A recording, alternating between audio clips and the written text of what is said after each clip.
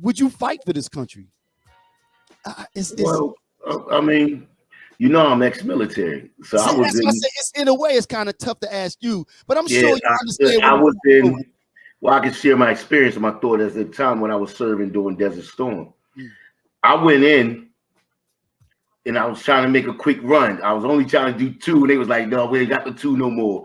So I had to sign up a little longer, and I was trying to be in and out, just take a breath from Philly for a while, see if I wanted to go to school, what I wanted to do. And the Cold War was coming to a close. That's right. The Russian wall had failed. Yep. So you're thinking, oh, it's peacetime. Let's go. Right. Like you could get in there. You ain't got to worry about, we constantly kept hearing about a Cold War and Russian and the nuclear war was impending. So I was trying to get in and out. Next thing you know, we had it with a Saddam the first time. Right. There's always something. Yeah. And I wasn't with it. Now, you know what I mean? And not to go into it is like, I felt more. You were in it when you were in the military when the first Gulf War happened. You were in there. Yes, I remember you were in, but I didn't know you were there. Yes, I was in. They gave you. I don't know where it's at, but they give you a ribbon if you served during wartime. Okay. Or medal or some. I forget the name of it, but I remember they calling us down, telling us we're getting ready to leave.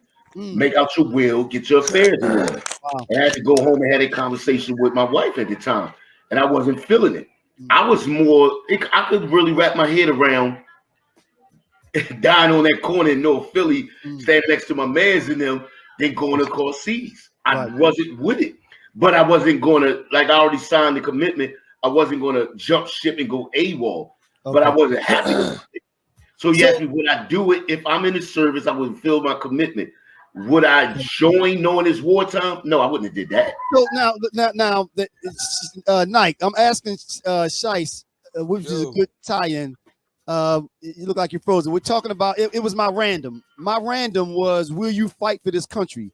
Now remember, Shice was in the military, so it was a little odd to ask him the question because he kind of already answered the question. But this is what I'm going to ask Shice, and then if you didn't hear the answer. It wasn't I went in to fight for my country. Right. I went in for my own personal reasons, and then it jumped off. So if I knew it was wartime, I wouldn't have signed up. Now, okay, well then, let me ask you this then. So that's a no. No, right. Okay, I see what you said, but I thought it was more the fact that you already signed the letter and was committed to it, so you had. I was committed to it. You asked me, would I? Because I was already in, I stayed with the commitment. If you ask me, would I fight? Like you asked me the choice, would you fight for this country? No, I didn't go into military to fight for this country. Now, I went in there to get a break from Philadelphia and try to figure life out. So the answer is, would you fight for this country? No. Join. Okay, but let me ask you this then. You're hearing stories that all of the the people from Ukraine are picking up arms. They're giving them giving them guns. And they're saying fight. Tanks are rolling down the street. How would you respond to that? I mean, you're talking about somebody invading our borders. Okay. Somebody invading our borders. In other words, you don't have a choice. We got Canada rolling down the street. Right. Of course, Mexico. Right. But the way our military is set up, you're not invading the United States. Right. You're not invading the United States. You got one of the most powerful militaries in the world, and one of the greatest navies and air force in the world. Right. It's going to be hard for somebody to invade us, have tanks rolling down our streets like they are in the Ukraine. Yeah, because I often wondered about that though, because like I said, I'm watching the news stories and you see the women and children are loading up on the trains, but any men or young boys over 16, they can't leave. They're basically forced. When you're talking about Ukraine, is for Ukrainians. Right, yeah. So their national loyalty is different from ours, even though we have fought in every war on America that America's been in. We have been very loyal to this country.